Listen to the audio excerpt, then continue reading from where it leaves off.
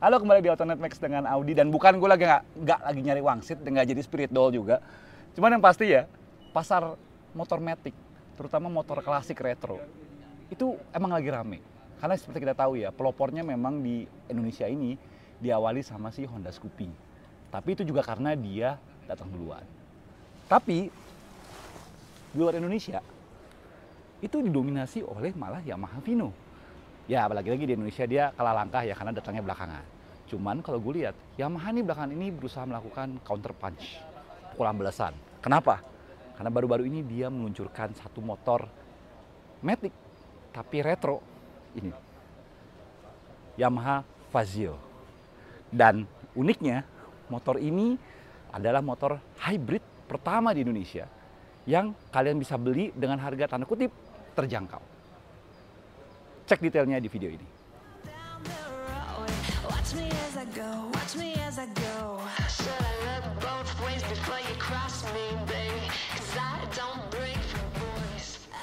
Oke, jadi si Fazio ini itu banyak mengambil desain-desain Q dari motor-motor Italia. Jadi kalau kalian lihat kayak Gilera, Piaggio, itu punya karakter desain yang unik.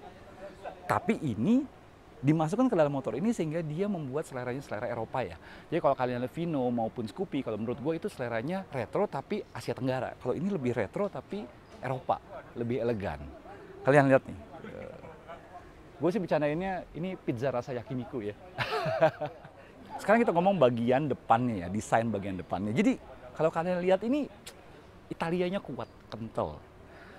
Lampunya tuh agak tinggi, full LED, kepalanya agak gede. Gue pemakai Piaggio. Piaggio tuh biasanya punya karakter kayak gini gitu ya. Terus biarpun sennya kanan kirinya masih bohlam, tapi dia bikinnya vertikal gitu jadi biar matching sama keseluruhan desainnya. Dan ada dasinya. Kalau varian Lux ya, yang di dalam tuh dasinya jadi chrome.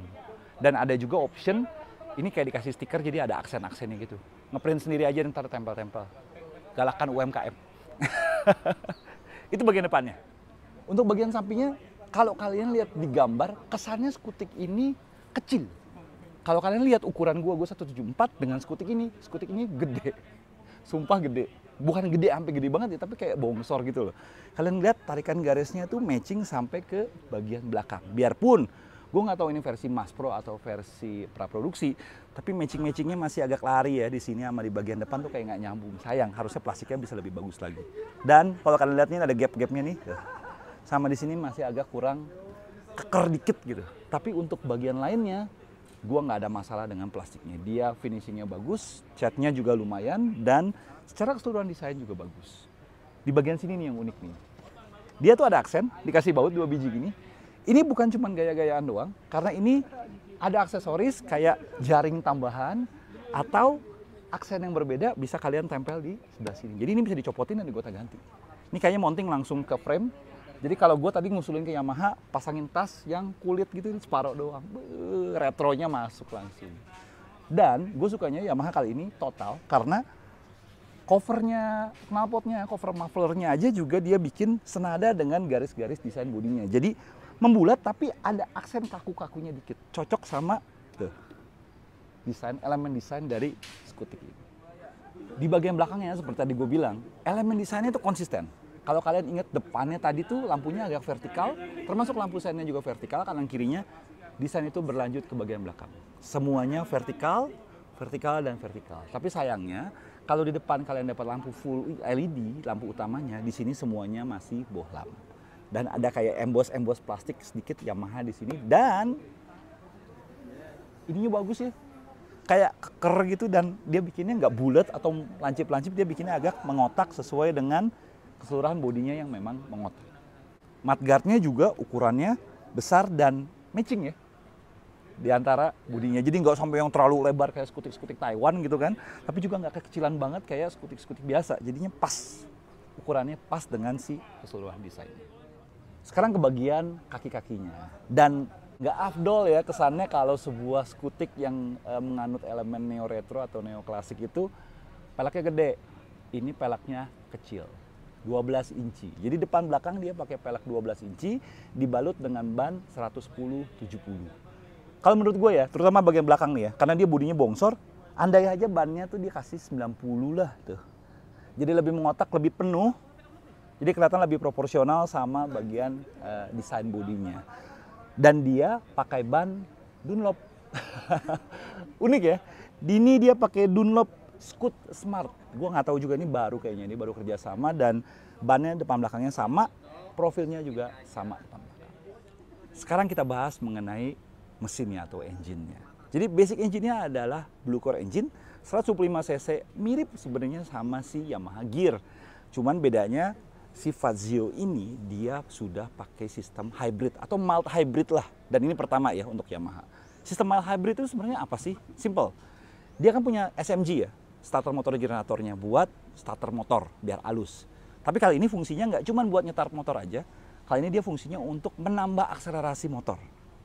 Jadi secara keseluruhan nanti waktu kamu gas gitu kan, waktu kita gas awal-awal nih motor, selama 3 detik pertama gas awal itu, engine yang bekerja, SMG juga bantu akselerasi.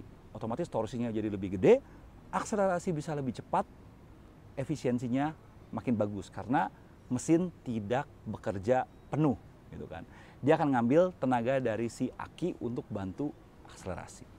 Jadi sebenarnya simple ya, tapi efisiensinya bakal jauh lebih baik harusnya. Untuk lebih detailnya nanti kita akan pinjam dan kita akan buktiin sendiri efisiensinya seberapa bagusnya. Nah, untuk figurnya sendiri sekarang dia bisa menghasilkan 6,2 kW dengan torsi mencapai 2 digit, 10,6 Nm. Just for your information, motor-motor 125 cc itu rata-rata torsinya di 9 Nm. Ini 10%-an lebih besar daripada motor 125 cc kebanyakan. Ya sekarang kita ngomongin fiturnya dikit ya di sebelah sini ya. Jadi fiturnya ternyata dia paling lengkap di kelasnya. Dia sekarang sudah dilengkapi dengan answer back, contactless ya. Buat bukanya, startnya juga cuma one push doang, jadi sekali pencet doang ya. Ini kita nyalain. Tuh, langsung nyala. Jadi dia jauh lebih efisien. Sudah ada hazard, idle start stopnya juga sudah ada di sebelah sini. Tempat buat minuman di sebelah sini. Double hook, kayak gear ya, double hooknya di sini. Dan buat ngecas. Di sini juga dia sudah gede, kayaknya Yamaha dengar masukan kita waktu itu karena nggak muat handphone nih. Sekarang biarpun ini bukan handphone mahal ya tuh, tapi dia masuk. Ya handphone yang ada Pro dan Max-nya masuk lah paling nggak. Dan sekarang juga indikatornya sudah full digital. Kalau kalian ingat Vigo ya, kayak kalau kalkulator gitu kan ya ibaratnya ya. Jadi indikatornya kecil tapi itunya gede dashboardnya. Kalau ini nggak, dia matching. Dashboardnya memang kelihatan besar, tapi di sininya tuh kayak motor listrik. Full digital dan sudah informatif. Plus, dia juga sudah terintegrasi dengan handphone, jadi sudah ada Y-Connect-nya. Sekarang kita ngomongin soal instrumennya ya. Ini udah ada apa aja sih fiturnya. Odo, ya, biasa kecepatan odometer. Kalian juga bisa lihat ada trapnya di sini. Ada jam, ada tegangan aki. Jadi ini lumayan penting karena sekarang dia modelnya mild hybrid, jadi kalian harus memperhatikan tegangan aki bagus atau tidak.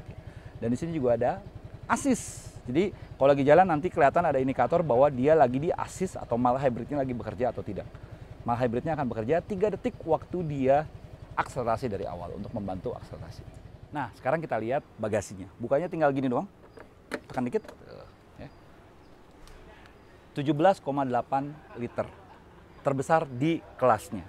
Jadi kompetitornya sekitar 15-an liter, dia 17,8 liter. Pertanyaan adalah muat helm apa kagak? Kita lihat.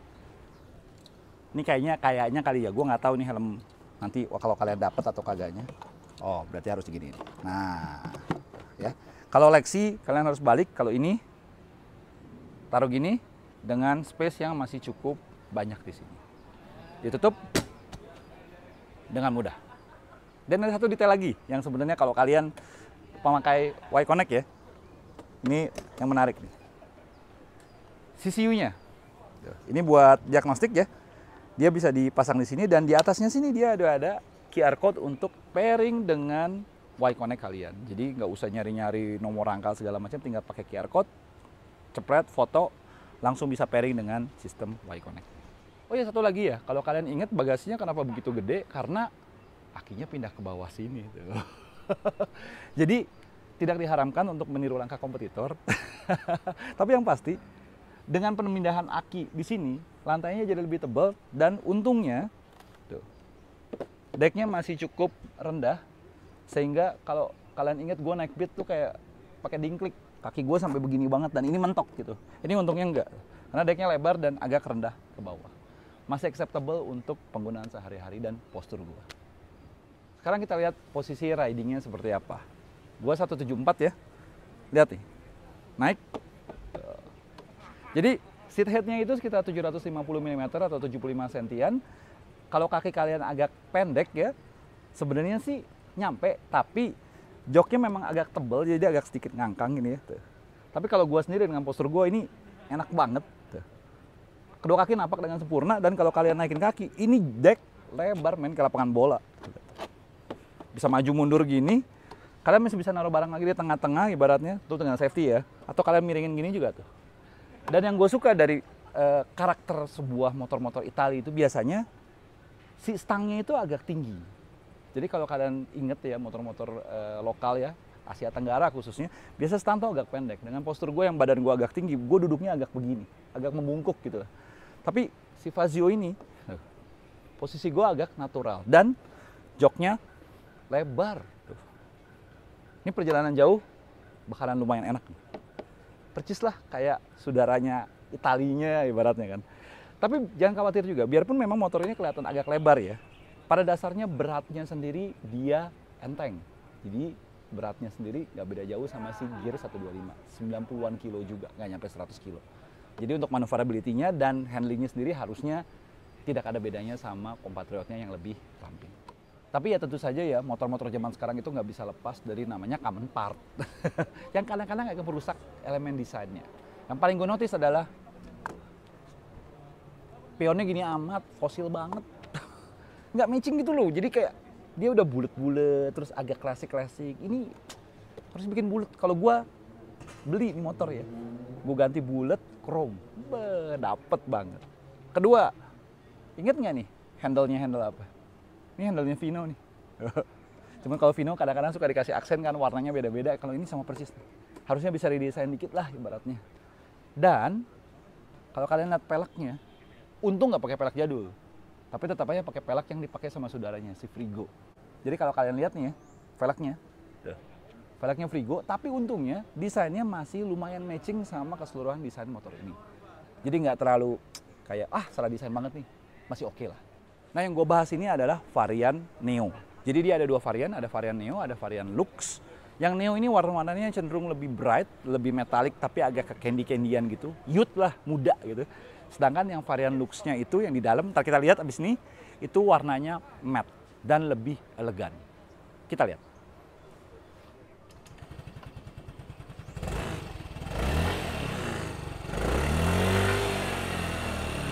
Nah, ini versi yang 300.000 lebih mahal daripada versi Neo. Ini adalah versi Lux-nya.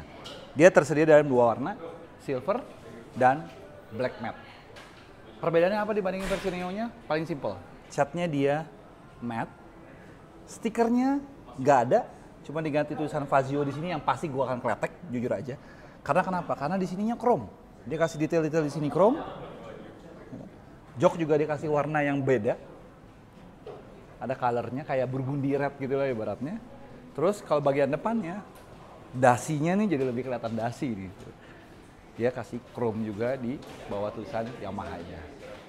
Cakep ya? Jadi jauh lebih elegan. Oh iya, lupa lagi tadi gue ngomong ya. Di sini karena dia sudah hybrid, dia ada tulisan Blue Core Hybrid. Oh iya, satu lagi yang belum gue omongin tadi waktu yang di luar. Tangkinya adalah yang terbesar di kelasnya. Karena dengan kapasitas mencapai 5,1 liter, kalian bisa bawa ini jalan lumayan jauh. Kalau ditanya apa yang nggak kalian suka, apa yang gue nggak suka dari si versi Lux ini, cuma satu. Ini doang nih. Stikernya bahkan nggak di vernis, nggak di clear coating, karena dia matte ya. Gue akan kletekin, ganti laser engraving di sini ya. Nama lu aja langsung di sini, atau tulisan Fazio atau nama lu langsung di sini. Galakan UMKM lah, biar ada kerjaan. Overall nanti jadi lebih elegan dan jauh lebih eksklusif.